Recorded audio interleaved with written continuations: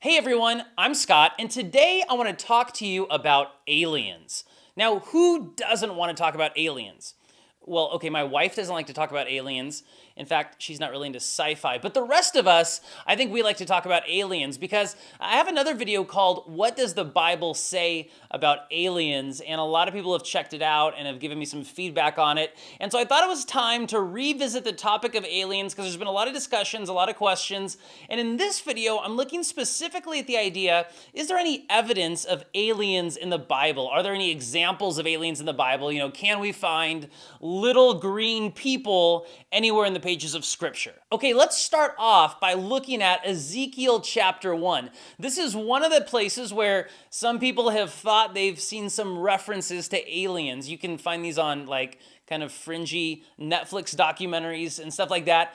You can find people who will say, well, the book of Ezekiel is actually talking about ancient alien encounters. So let me just give you a little taste of Ezekiel 1 so you can see why people might think that. Ezekiel says, "As I looked, behold, a stormy wind came out of the north, and a great cloud with brightness around it, and fire flashing forth continually. And in the midst of the fire, as it were, gleaming metal. And from the midst of it came the likeness of 4 living creatures, and this was their appearance. They had a human likeness, but each had 4 faces, and each of them had 4 wings." Okay, now I'll admit that's a pretty unusual description. And so some people have said, well, maybe this is like an ancient spaceship. You know, he says it's like metal and he describes these unusual creatures. And so some people have said this is a spaceship with 4 wheels.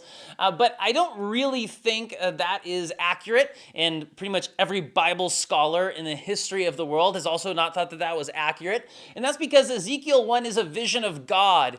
It's a vision of God's grandeur, and it's a vision of angels. Clearly, Ezekiel is talking about angels here. He's talking about cherubim, and he's talking about the angels that are around the throne of God. And he uses really incredible, majestic language to describe them because this is a majestic scene that he's witnessing. In fact, if you read portions of Daniel or you read the book of Revelation, you'll find descriptions that are very similar to Ezekiel's. And so it wasn't that Ezekiel was trying to describe some alien species that he didn't know how to describe. It's that he was describing God, this vision of God that he received. And this vision is in line with a lot of other visions of God that we find in the Bible. So there's a few other places in the Bible where people see evidence of aliens, whether it's the manna machine that supposedly gave food to the Israelites in the wilderness, or the white cloud and the pillar of fire that led them in the day and the night. People will see alien technology behind those things. But, you know, that's reading a lot into the Bible that's clearly not there. That's clearly not the intent of the writers of the Old Testament. But there's one other passage that is pretty interesting. It's really confusing. I want to take you to right now. And that's a passage in Genesis 6 that talks about these unusual creatures called the sons of God and the daughters of women. So let's take a look at Genesis chapter 6. "The sons of God saw that the daughters of man were attractive, and they took as their wives any they chose. The Nephilim were on the earth in those days, and also afterward, when the sons of God came in to the daughters of man, and they bore children to them. These were the mighty men who were of old, the men of renown."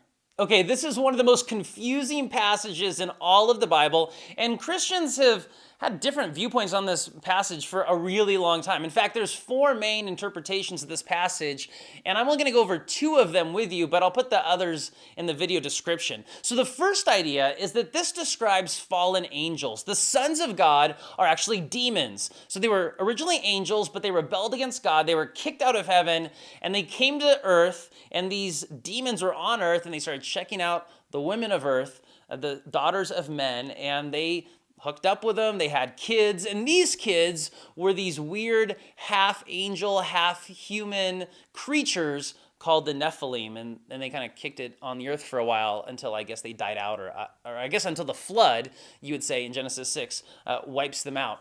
But that's one view. Now, a few problems with that view. In the Old Testament, the term sons of God, I think pretty much always refers to angels.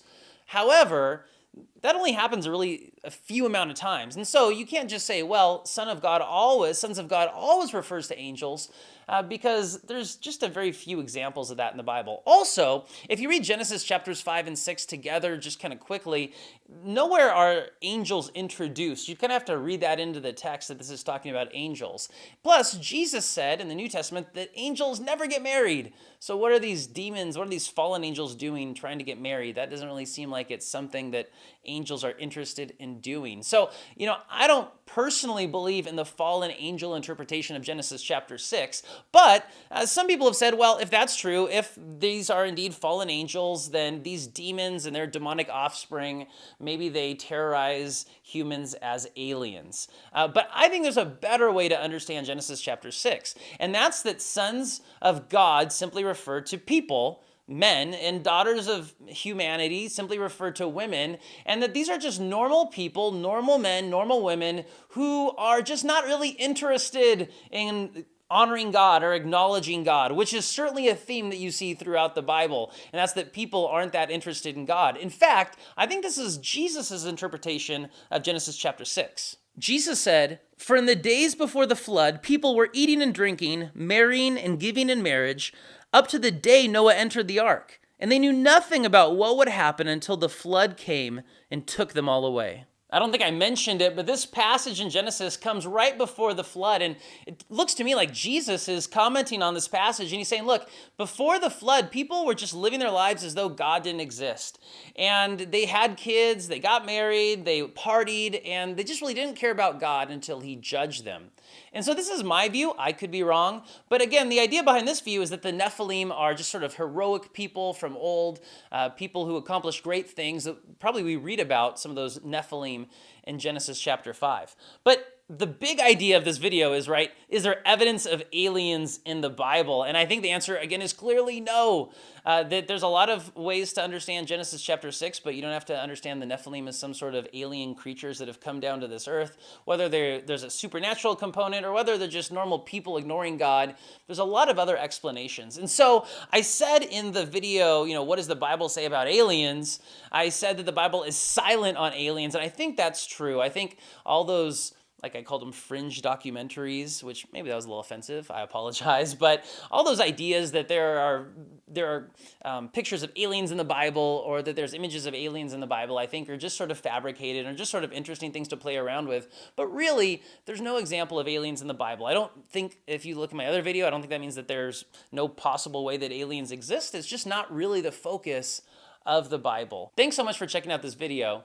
Like I said, if you haven't watched the video, What Does the Bible Say About Aliens?, you might want to go and check that out, because I kind of give a longer explanation of what I think about aliens, and trying to put the concept of aliens into my understanding of the Bible. So you might want to check that out. If you have any questions, you can put them down below. Also, be sure to check out the description. I'll give you a little bit more on Genesis 6. And if this is your first time to our channel, welcome. Check out our other videos, and please subscribe.